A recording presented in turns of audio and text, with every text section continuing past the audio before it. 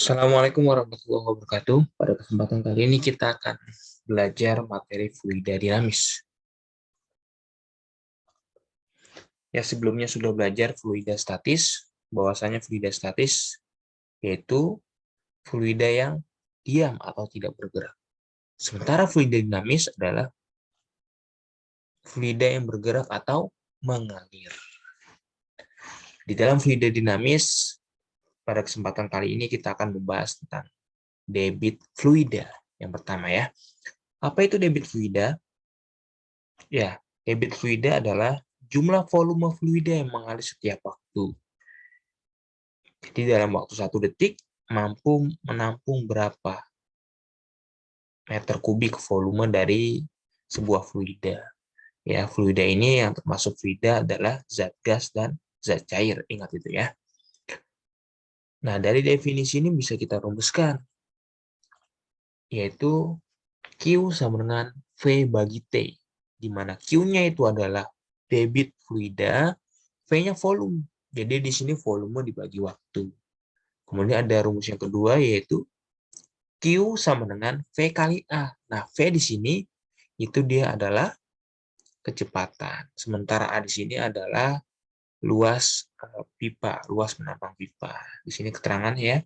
Debit fluida itu Q, satuannya meter kubik per second. Volume fluida V besar, satuannya meter kubik.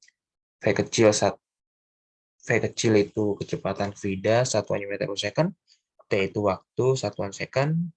A itu luas penampang pipa, satuan meter kuadrat. Nah, amati gambar berikut. Coba lihat.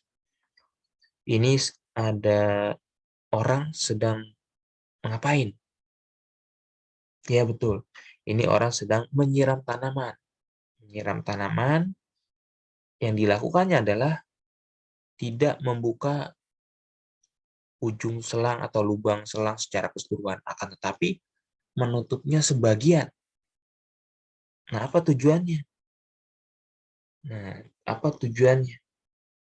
Bagaimana hubungan luas penampang selang dengan kecepatan air yang keluar? Ketika selangnya ditutup sebagian, maka apa yang terjadi? Jarak pancurannya semakin jauh, sehingga kita bisa menyiram tanaman yang lokasinya lebih jauh daripada posisi kita saat itu. Tanpa kita harus berpindah-pindah tempat ke setiap tanaman yang akan kita siram.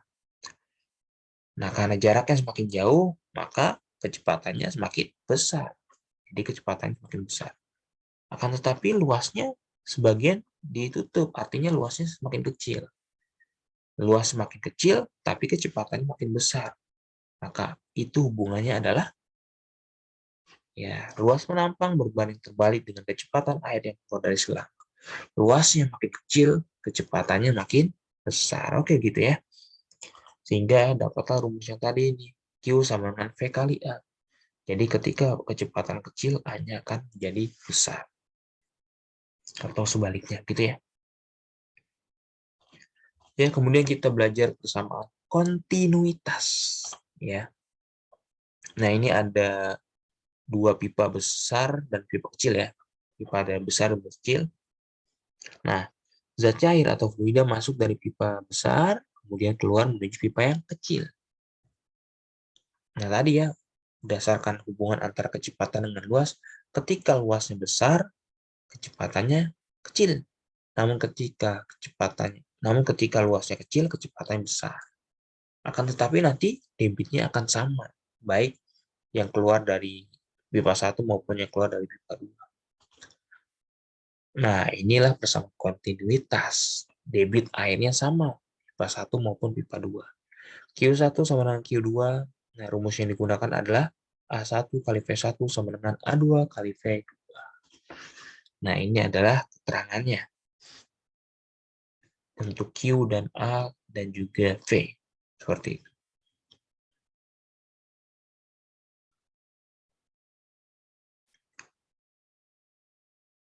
Ya, kemudian kita lanjutkan kembali masih di dalam fluida dinamis, yaitu mengenai hukum Bernoulli. Nah, pernyataan hukum Bernoulli adalah jumlah dari tekanan, energi kinetik tiap volume, dan energi potensial tiap volume di setiap titik sepanjang aliran fluida adalah sama. Gitu ya. Jadi jumlahnya adalah sama. Nah, bisa kita lihat gambarnya seperti ini visualisasinya. Jadi ada tekanan P1 di pipa yang pertama di bawah ya.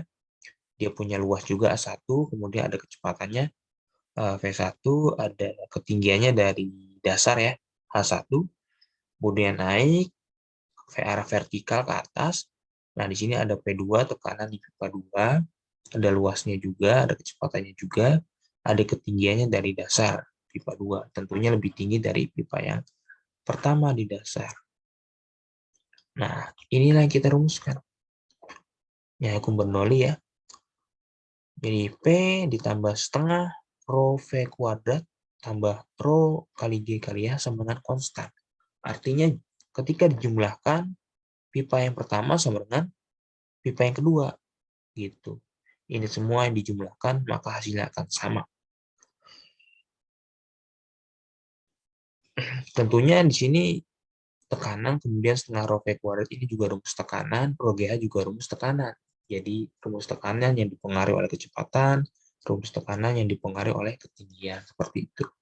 Maka jika kita tuliskan secara lengkap, ini P1 ditambah setengah rho 1 V1 kuadrat ditambah rho 1 dikali G dikali H1 sama dengan P2 ditambah setengah rho 2 V2 kuadrat ditambah rho 2 G dikali H2. Seperti itu hukum Bernoulli.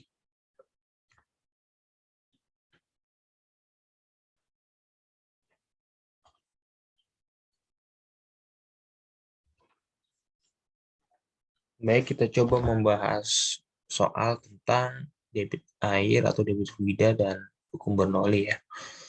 Oke, di sini soal yang pertama, air mengalir melalui pipa mendatar dengan luas penampang pada masing-masing ujungnya 200 mm kuadrat dan 100 mm kuadrat.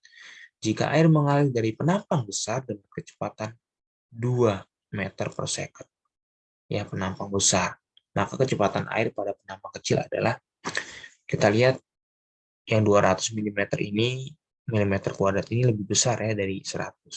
Maka di sini adalah luas penampang yang besar ya. Jadi A1 yang penampang besar ya, kita lambangkan A1 sama dengan 200 mm kuadrat.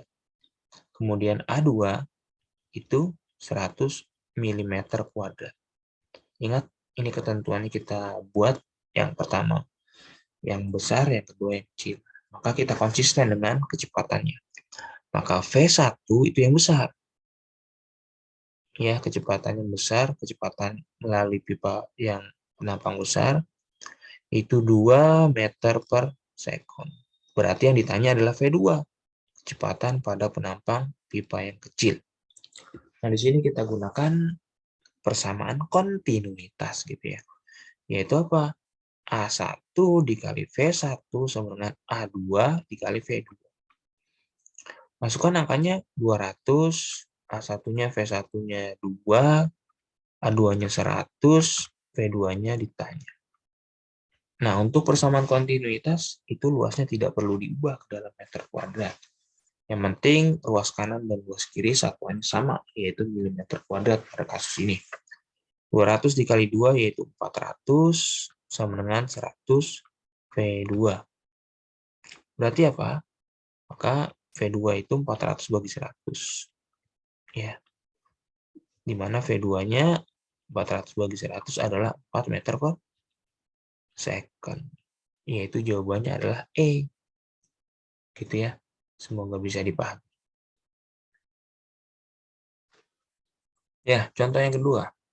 Sebuah kolam renang berukuran 1,5 meter dikali 0,6 meter dikali 20 meter. Setelah dibuang airnya, kemudian diisi kembali menggunakan pompa air dengan pipa yang luas penampangnya 10 cm kuadrat.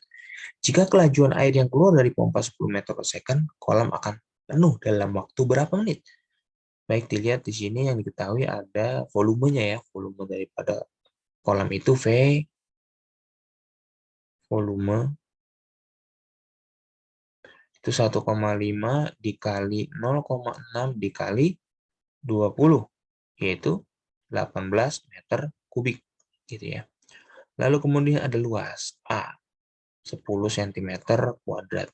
Nah, ini harus diubah dalam meter kuadrat ya.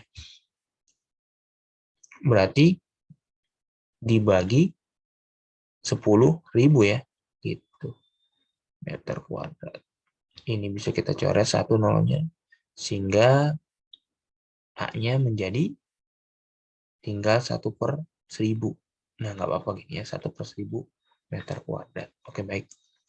Kemudian ada V-nya, kecepatan. Ya, ini kecepatan 10 meter per second. Yang ditanya adalah T. Baik, kita jawab. Nah, di sini kita gunakan gabungan ya, rumus daripada debit air. Karena di sini ada volume, ada luas, ada kecepatan juga, ditanya waktu. Maka rumus debit air yaitu volume dibagi waktu sama dengan A dikali kecepatan gitu ya. Volumenya 18, T-nya ditanya sama dengan A-nya 1000 dikali V-nya 10. Nah, 10 bagi 1000, nolnya coret saja, tinggal 100 ya. Maka 18 per T itu sama dengan 1/100. Nah, ini kali silang saja ya. T dikali 1, kemudian 18 dikali 100. T kali 1 T, 18 kali 100, 1800. Nah, ini masih second atau detik. Harus diubah ke dalam menit. Berapa? Ya, harus dibagi dengan 60. Jadi 1800 detik dibagi 60 sama dengan 30 menit gitu ya. Maka jawabannya adalah yang E. Gitu. Jadi kolam akan penuh dalam waktu 30 menit. Oke, semoga bisa dipahami dengan mudah.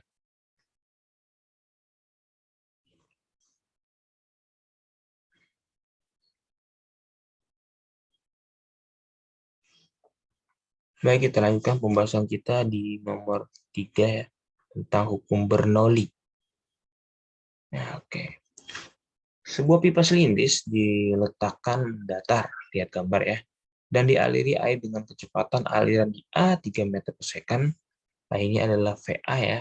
VA, kecepatan di A, ini adalah VB, kecepatan di B. Nah, seperti ini, air masuk dari pipa A, datar, kemudian keluar dari pipa B. Kemudian ada ketinggiannya nih ya, ketinggian pipa B ya, HB 10 cm diubah ke meter, itu sama dengan 0,1 meter. Terus H-nya gimana? H-nya 0 ya, karena dia berada di dasar lantai. Jika tekanan di penampang A 10⁵, nah ini adalah VA ya, tekanan di A 10⁵ itu adalah 100.000 ya, 100.000, nolnya ada 5 Newton per meter kuadrat. Yang ditanya adalah PB. Berapa tekanan di B? Nah, ini kita gunakan hukum Bernoulli ya. Yang mana Bernoulli-nya adalah PA, tekanan di A ditambah setengah rho dikali VA kuadrat ditambah rho kali G dikali HA sama dengan PB ditambah setengah rho VB kuadrat ditambah rho GHB gitu ya. PA-nya masukkan 100.000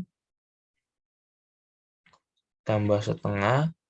Nah, di sini kan rho-nya nggak dikasih tahu ya, masuk jenis air. Masuk jenis air itu dia rho-nya adalah 1000 ya. Dianggapnya udah tahu kilogram per meter kubik. Masukkan ini 1000 dikali 1000 dikali VA-nya 3 kuadrat dikali. Nah, ini kan HA-nya 0 ya. HA-nya 0, maka di sini langsung aja 0. PB ditanya, ditambah setengah, rho-nya 1000, VB-nya berarti 5 kuadrat ya, ditambah 1000, dikali 10, dikali HB-nya adalah 0,1 meter. Oke.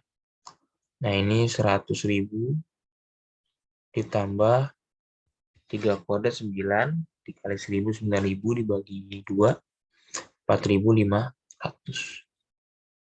sama dengan PB ditambah 5 kuadrat 25 dikali 1000 25.000 dikali setengah 12.500 ditambah ini 1000 dikali 10 dikali 0,1 yaitu 1000 ya. Gitu. Oke. 100.000 ya, ini kurang 0. Ya 100.000 tambah 4.500 yaitu 104.500 sama dengan PB ditambah 13.500. Oke. Maka 104.500. Nah, 13.500-nya pindah ke kiri. Jadi min ya, awalnya plus jadi min. Dikurangi 13.500 sama dengan PB. Nah, sehingga besarnya PB 104.500 dikurangi 13.500 sebesar 91.000. Nah, Newton per meter kuadrat. Di pilihan jawaban pilihan jawaban dalam bentuk 10 pangkat ya. Maka kita ubah PB-nya kalau menjadi satuan 9,1 ya 9,1 dikali 10 pangkat 4 gitu ya. 10 pangkat 4 Newton per meter kuadrat. Maka jawabannya adalah yang A. Oke, baik, itu saja yang bisa kita pelajari tentang debit fluida, persamaan kontinuitas, dan hukum Bernoulli. Semoga bermanfaat. Kurang lebih yang mohon maaf. Assalamualaikum warahmatullahi wabarakatuh.